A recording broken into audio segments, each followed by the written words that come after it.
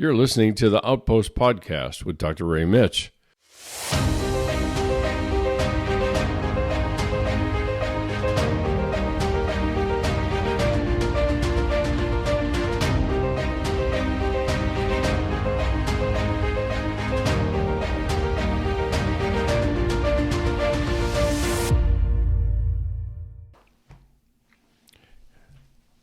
Welcome, everybody, to another edition of the Outpost Podcast. I'm Dr. Ray Mitch, your host, and I certainly hope that you are or are enjoying St. Patrick's Day. It is it's an odd holiday because the guy that we're celebrating was beheaded for the faith. That sounds very fun.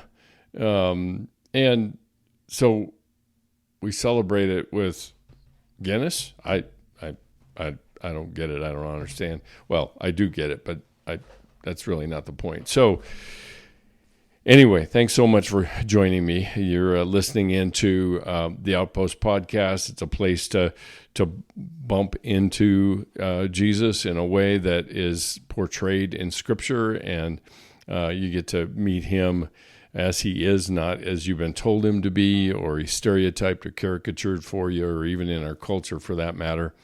And really, this is really good. Hopefully, I want it to be a place where people can be known and accepted as they are, not as they should be. And if the online community actually continues to grow, then we will certainly be able to launch in the next kind of phase of growth some online groups for people to attend, to have that opportunity to meet other people that are having very similar experiences. So we want to look at the intersection of faith and psychology and spiritual formation for people, and that's really what this whole series is all about. We've got quite a bit to go yet. We are only about halfway through, and I am basing a lot of my comments and narration, if you will, around the critical journey stages in the life of faith, a book that was written by Janet Hagberg and Robert Gulick. I give them all the credit. They are just a launching point for my comments and perspective on some of this stuff.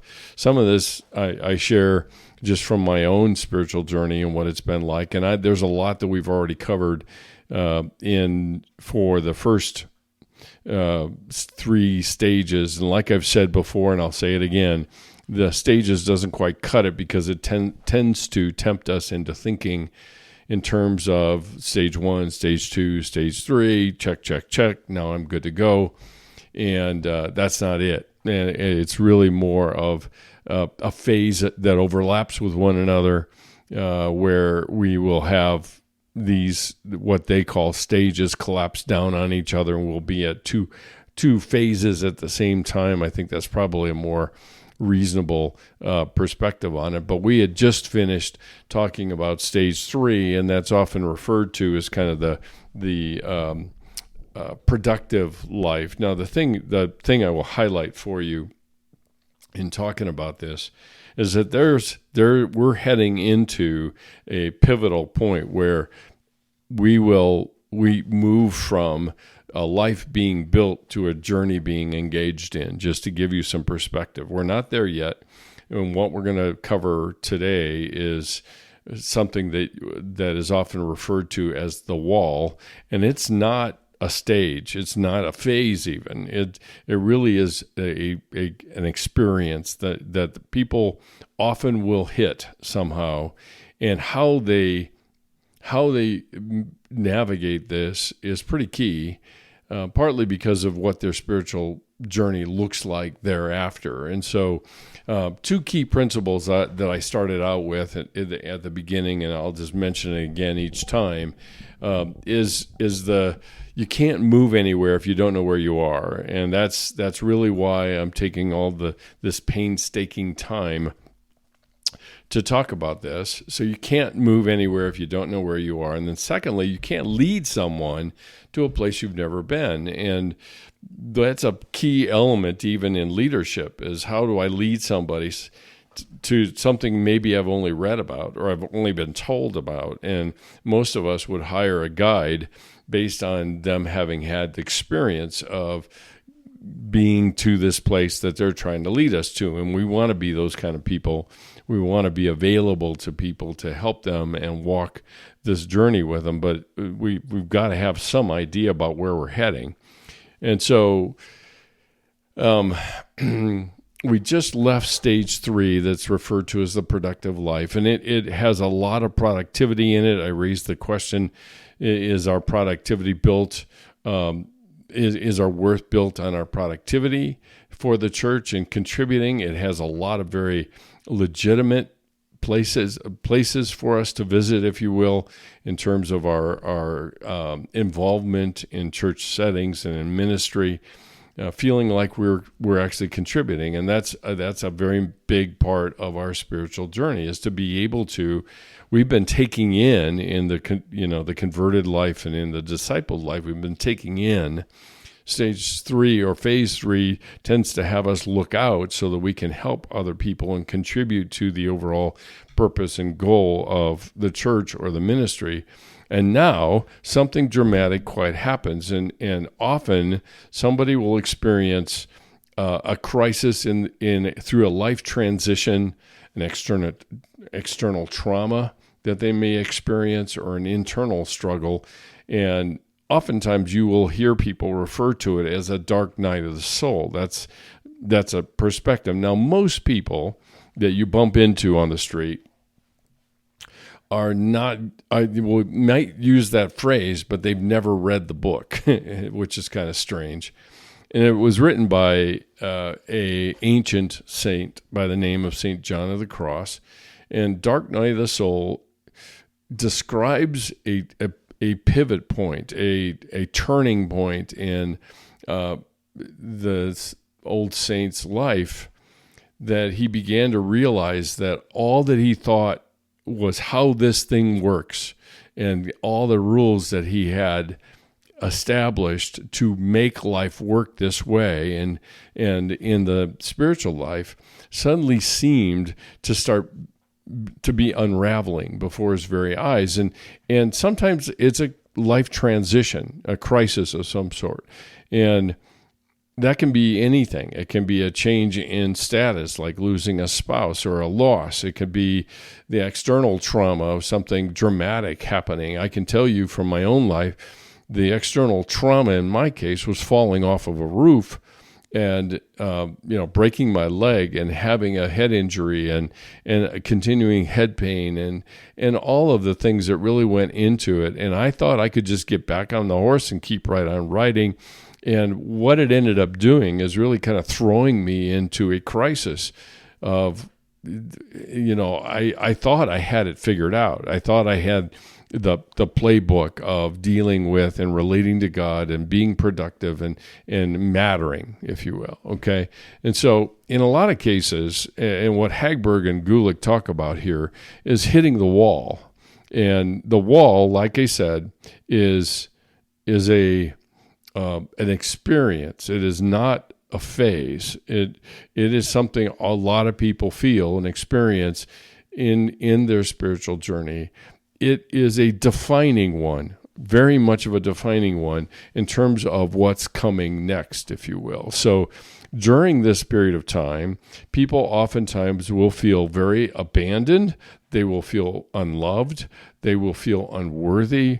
They will feel angry at God for not coming through, which count me in that number, that I did everything I thought I was supposed to do. I did everything I thought you told me to do, and this is where it leaves me, and I don't understand. And so the crisis itself has a way of stripping away all of the trappings of our faith in Christianity, and we realize there's not a whole lot underneath it. And we begin to realize how inauthentic our journey has become. Now, that doesn't mean it hasn't been before. that has been inauthentic the entire time up to this point. No, that's not the case.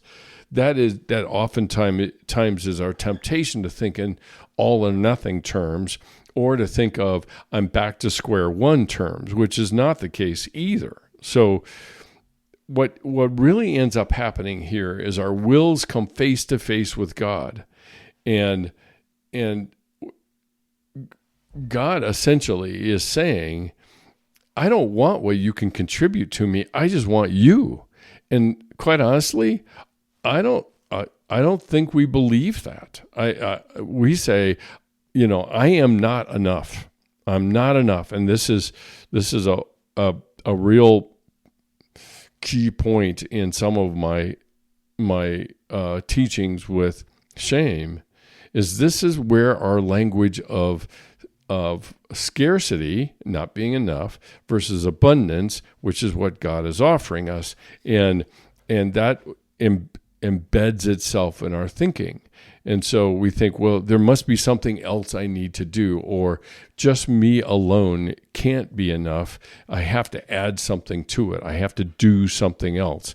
And we keep doing, really. And so in a lot of cases, this whole idea of my will, I can center myself. I can focus my efforts. I can focus all of my willpower and discipline in being the best I could possibly be for God. And that's what God wants. What we forget to kind of remind ourselves is God accepts us as we are all along the journey, no matter where we are on the journey. He accepted us as we are in the very beginning.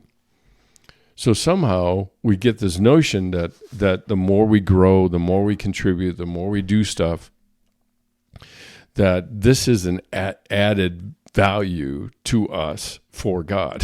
And it's like, oh, so God's going, oh yeah, wow, that's really good. That's so much better than the one I accepted at the beginning. But what we forget during this whole process and the stages leading up to this place is that he's accepting us all along.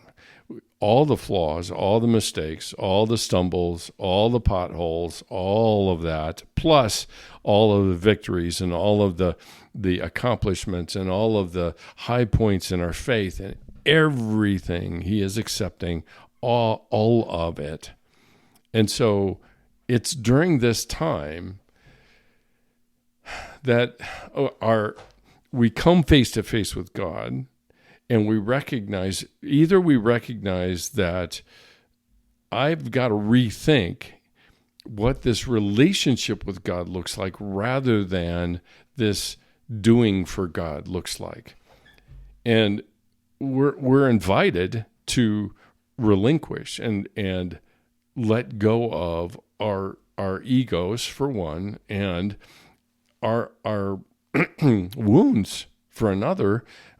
Because by this point, at the very beginning of our conversion, it has a way of kind of covering over all the stuff that I talked about during the converted life. We bring all of our stuff with us into the journey, and we can be very busy for God, and so busy for God that we can completely distract ourselves from the things that are going on in our lives that haven't stopped. They were part of the pre-conversion life.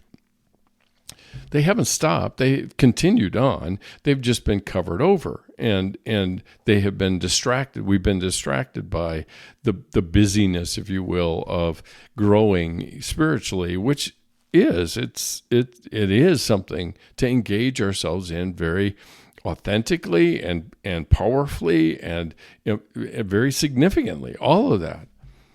But we begin to realize that we get more invested in the trappings of our faith than our faith itself. And slowly but surely, it is almost embedded in our broken spiritual DNA to become more and more Pharisee-like, so that I begin to contract with God. I will do this for you if you will bless me. And We may not even identify it, but when this point in our spiritual journey happens, it is shown in bright lights to us, and we've got a really hard decision to make. And we begin to recognize that all the wounds and all the other kind of history and things that we had all along now begins to have a significant impact on us along the way. And so there are a variety of examples in Scripture of people that have hit the wall. One of the most profound ones, and one of my favorites actually, is Job. And Job hits the wall, and the wall was what? His property was taken. His children were all killed. Everything was in shambles and dust, basically. And even his wife was saying, just kill yourself and curse God and kill yourself. That would be better that way than what you're in right now. And so he hits this wall, and his friends come to see him. And this is something really important to keep in mind if you're walking along somebody who's experiencing this, is that his friends come to see him, and we're told that they don't even recognize him from far off. And these are friends of his. And so they come, and they are awestruck by what he looks like. He's got boils from head to toe. He's scraping it in order to itch his skin with broken pieces of pottery. This is a broken and devastated man.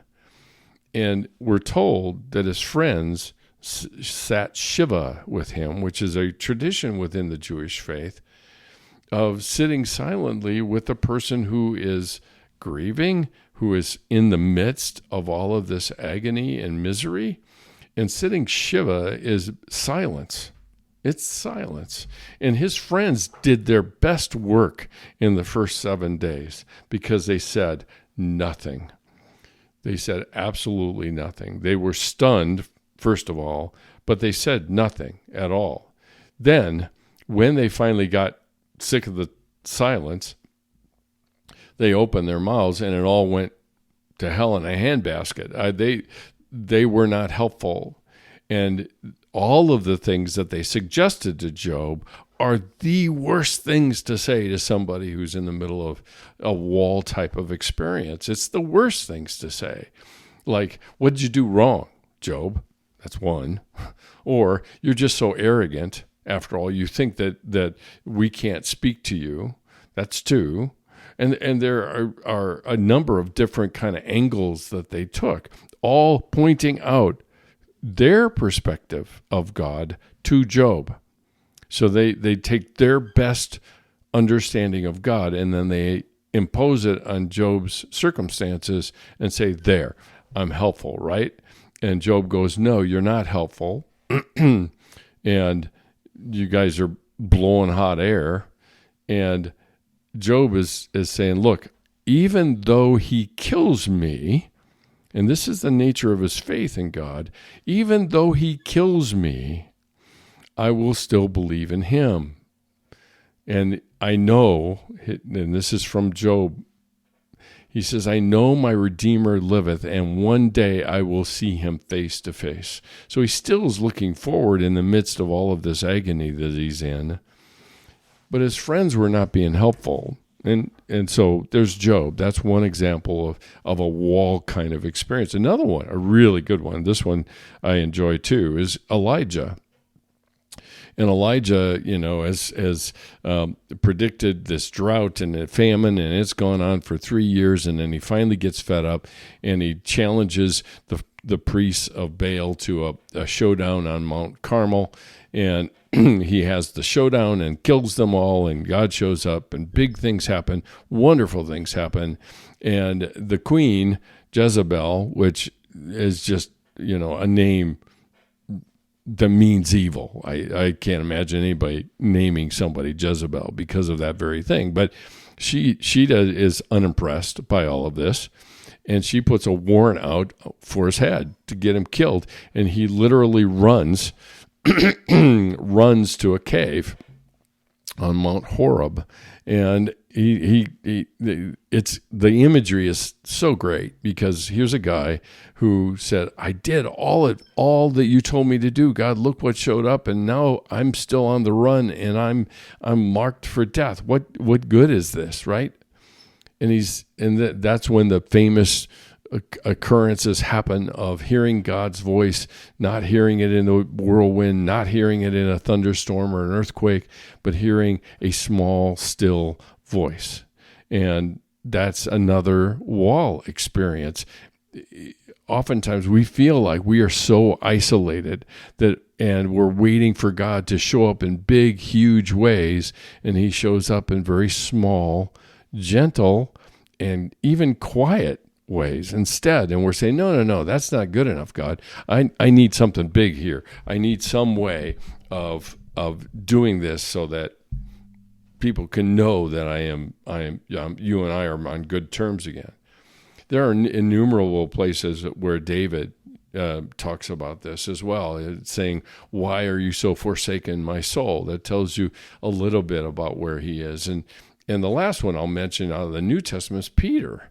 Think about it. Peter left his home, left his marriage, left his occupation to be with Jesus, even kind of climbing the pinnacle of his awareness of who Jesus was by declaring him the Son of the living God, and Jesus saying to him, "On your testimony, everything will be built."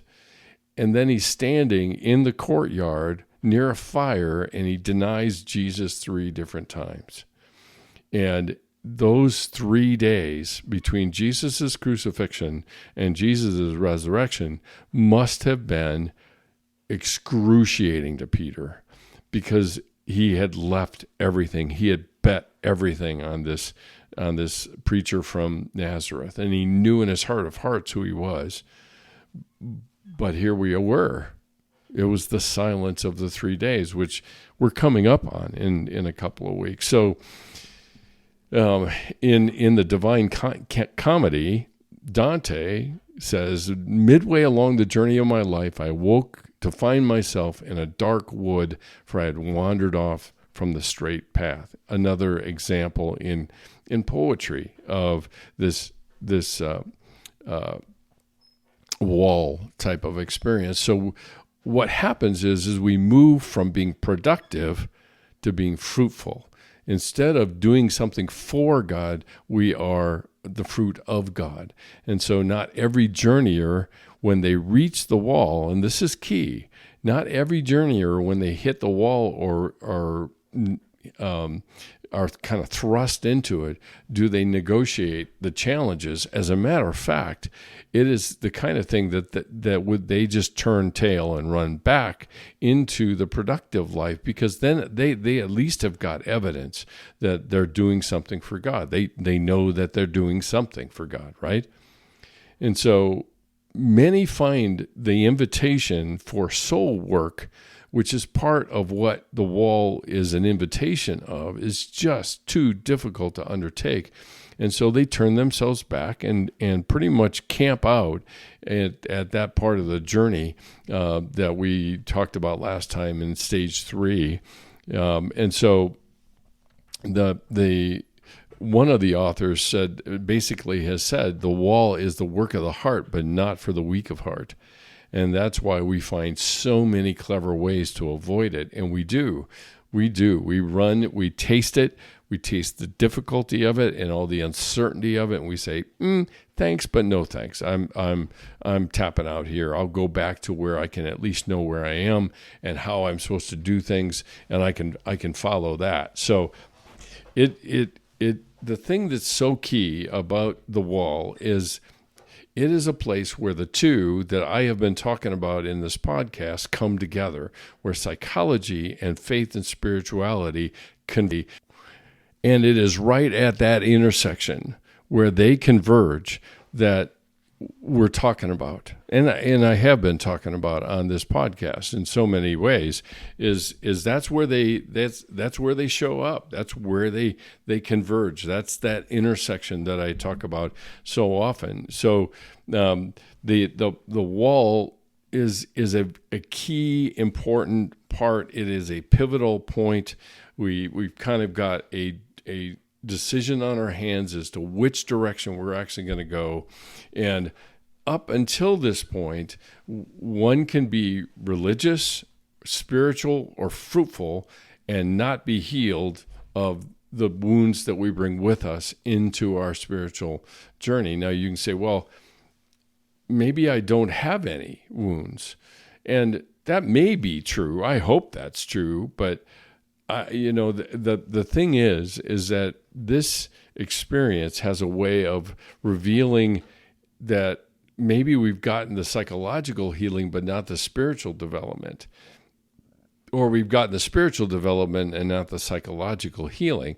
And the last I checked, I don't know about you, but the last I checked, we were all raised by flawed, loving, important people called parents.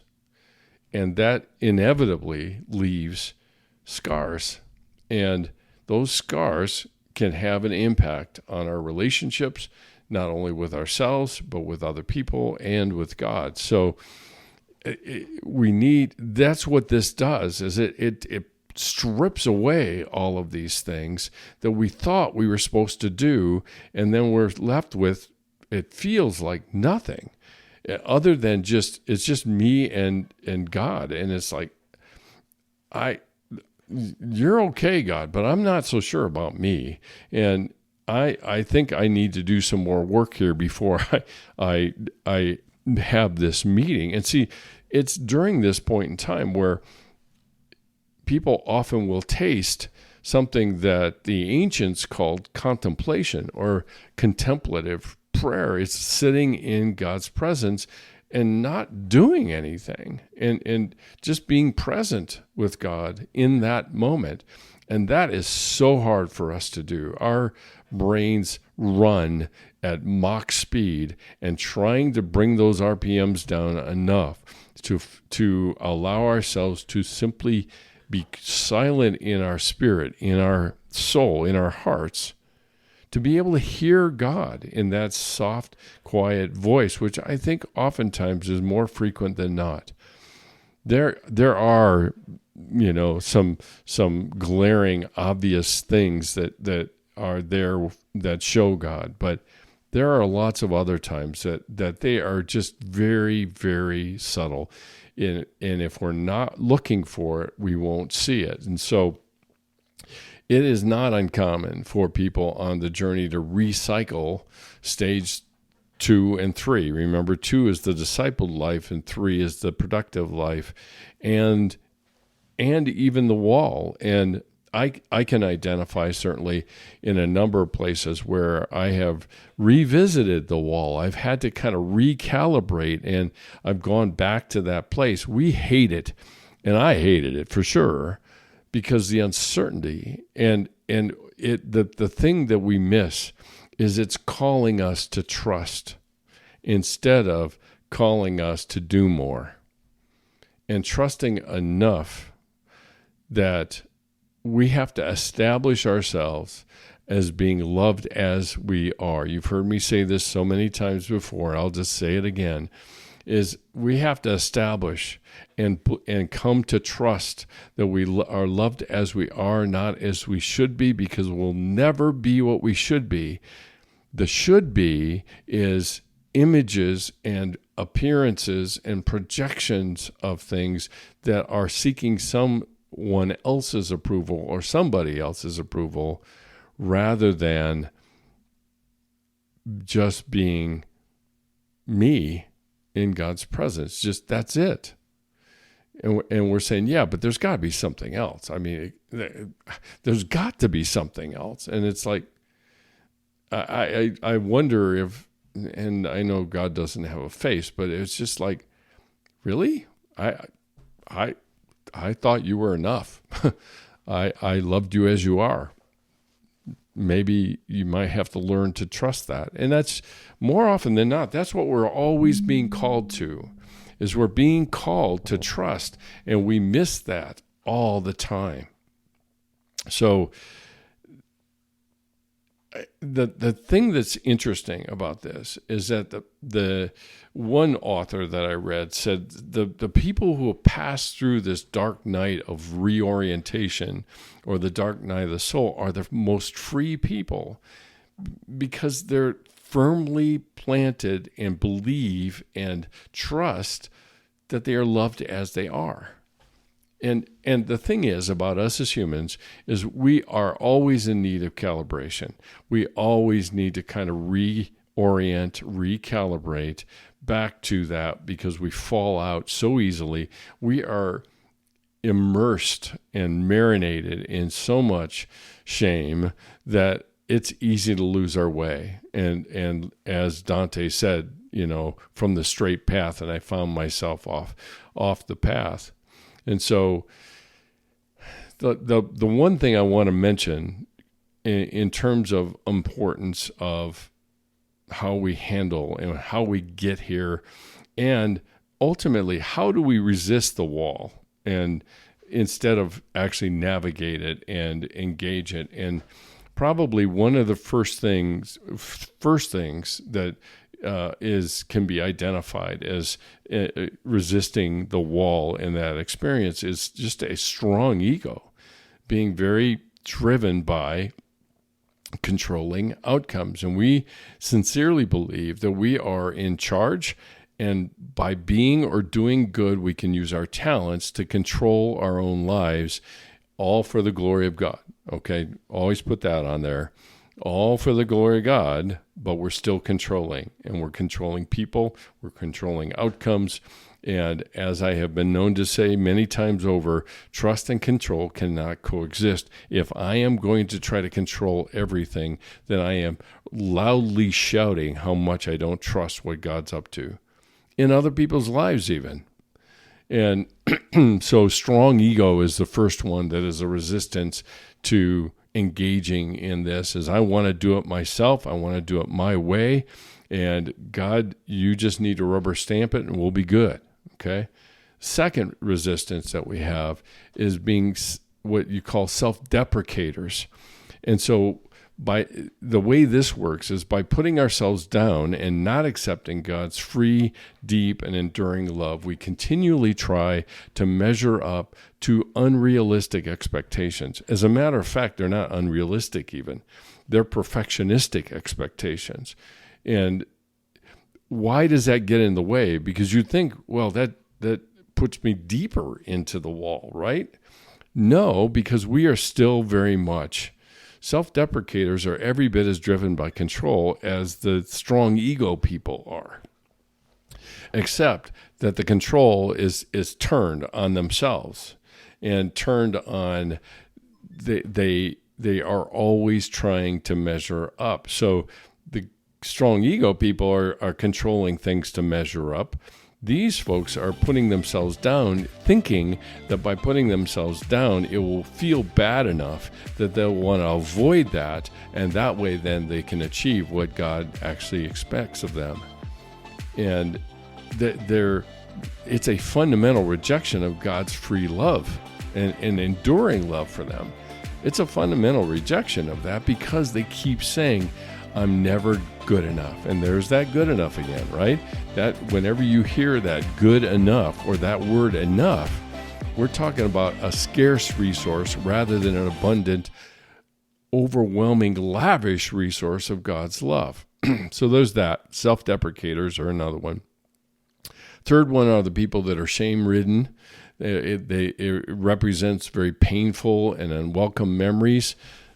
Oftentimes, these memories are found in devastating, shame-ridden, shameful events connected to the church, the organized church, or with our family, or during our early years, our past. So shame-ridden is, as I've said and mentioned before, shame is about my being, but guilt is about my behavior. So shame-ridden is distracted by all of these things, either the past or how we've been treated by people in the church, or the things that have been communicated to us by people in the church, I spent some time early this year talking about toxic Christians, and that's very much a part of that. And so the tolerance of themselves or the tolerance of others ultimately will be the major healing for us in this search. And the tolerance, maybe a better word to put would be acceptance of self, is the path of healing. And that's why it throws us into this wall experience, because acceptance is so foreign to us. We are sure that by accepting ourselves, we are settling for mediocrity. And the irony is I can't move beyond mediocrity if I don't accept where I am and who I am at this point, and even accept the fact that I'm loved as I am. And that's all part of it. So the shame-ridden is very much a factor, and I think it shades and colors all of our view of what could go on in the wall, and oftentimes it ends up becoming a very kind of painful self-fulfilling prophecy. I knew I was going to land here because I'm such a schmuck and I don't do anything right, and I'm never good enough, so this makes sense that I'm here. And then we see the wall as punishment, as self-punishment. So that's another one. Intellectuals, the people that tend to intellectualize everything, who rationalize and analyze it that way, is another resistance to the wall. We think so much that we assume the wall thinks too, and we can reason with it. And so I'll reason my way out of it. The reality is even the wall experience strips away our powers of reason, because it's about experience. It's not about just logic alone. And so the logic that God has is a logic of love. It's not a logic of human reason, which is very limited anyway. So intellectuals have a real hard time with the wall experience. And then there's always the high achievers who think they can build a higher wall to jump over this wall, and they build it. They can build it very quickly and effectively, and they work very hard and exert more effort, far beyond what is expected, and they think they can work their way out of the wall and move on to the next steps in the journey. And what they don't realize is, again, the strategies they use for mastery is really built on their ability to control things. So there's that one. And then another one, we've got a couple more here. Another one is the doctrinaire. For the doctrinaire, and I don't care which side of the continuum you're on, liberal or conservative, the wall represents a profound doubt about what we thought we knew to be true. And people that are thrown into crisis, a lot of times that does it to really shake the foundations of what they thought were true. And I have met a fair number of people in their mid ages, the 50s and 60s, that have had something happen that shook the foundations, and they were really struggled with what they thought were true. And either they double down on what they think is true, or they begin to listen to God's voice and see where he might be leading. So these doctrinaires, they deal with it by drilling holes in it. So they try to dismiss it or say that it's not, there's nothing in the Bible that talks about it, or whatever they use to blow holes in it, trying to kind of weaken it and knock it down. So the funny thing about that is when they're drilling holes in the wall, they're drilling holes in their own perspectives as well. And so that's the other one. And then the last one I'll mention is the ordained leaders of spiritual religious groups among us that have so much at stake in terms of the group's beliefs and causes and everything else, that they end up embodying those very causes.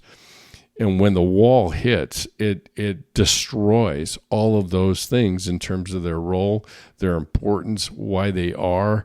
And so in a lot of cases, they either demand that the wall crumble, or they stand waiting for the wall to finally, and I'm kind of personifying the wall here, but finally wait for the wall to respond to their demands. And so because of that place, so there are a variety of resistances that we can engage in to diminish or contain or master the wall rather than simply live in it. And that requires a lot of trust that most of us don't have. So the going through part, which is what the money is here, right?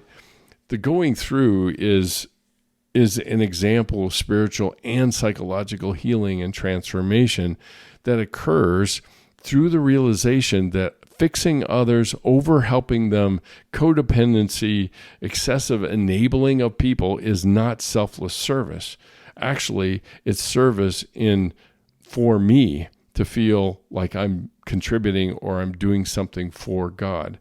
And so all of those things tend to have pretty unhealthy roots to them, and they betray a sense of low self-esteem, that I'm really not that important. And so, and that usually drives our sense of control and everything else. So we can begin to work through the pain of these motivations toward the acceptance and self-awareness. But we're going to need somebody, and usually the people that we need the most during this time is what would be referred to as a spiritual director. So, and not everybody is a spiritual director, and just because somebody's a counselor doesn't make them a spiritual director. They need to know what they're looking for. They need to be aware of the movements of the Holy Spirit in somebody's life. They develop a perspective about this that I think is really very important. So there are a number of things that we have to be aware of as we're working through stuff, like our expectations, or our expectations about being close to God and what it actually means.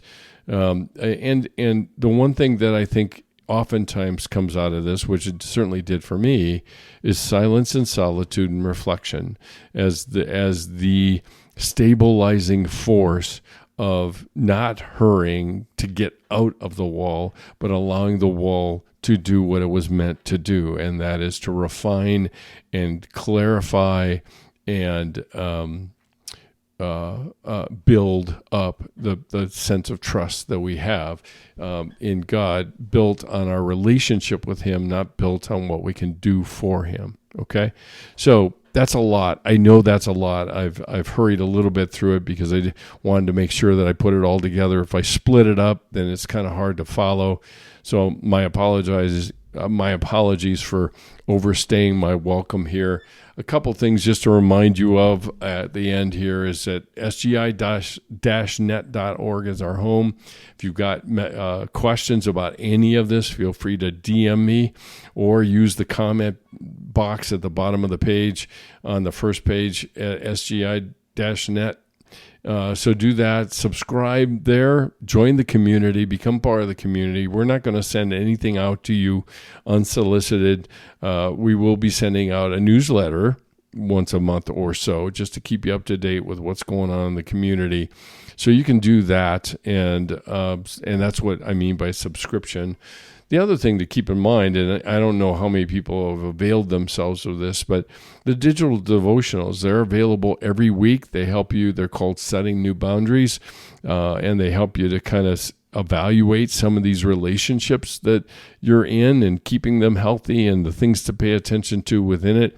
And then the other thing I'll just mention to you on the fly here is I did the last podcast on Outpost was number, I think I'm on 29 here, I think.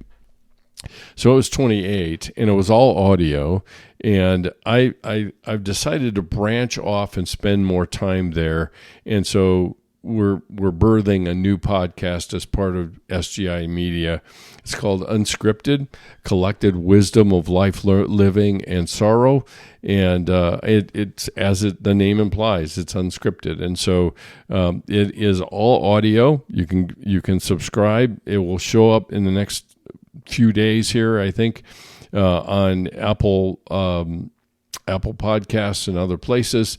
And so you can subscribe to that new podcast. It is short, succinct, but it is my reflections and reactions and thoughts, not only about sorrow and lament, which is the current topic, but also just life and living and some other reactions and things that I might have there. Maybe after doing this podcast, and then I go into that one with some other reactions that might be of use to someone. So you can follow us on on 3 different media outlets, social media: Instagram at SGI_international, Facebook Ray.Mitch, and LinkedIn Dr. Mitch. You can find us on any of those 3 platforms. You can listen to us and subscribe for the podcast on wherever you listen to podcasts. You'll find us. And if you're interested in partnering with us to continue to grow our scholarship fund, to continue to grow even the ministry at large for groups and other things into the future, we would be ever so grateful for your contribution, whether that's monthly or one time. It's all tax deductible, all your gifts for that. You just simply make the check out, or you donate. You can donate on our webpage under the Donate tab at the top. Or if you'd rather send us a physical check, you can certainly send us to SGI, and the address is P.O. Box 322, East Lake, Colorado, 80614. I think that is enough. Like I said, I don't want to overstay my welcome. Thanks so much for joining me. I'll look for you next week. And until that time, love ya. Later. Bye.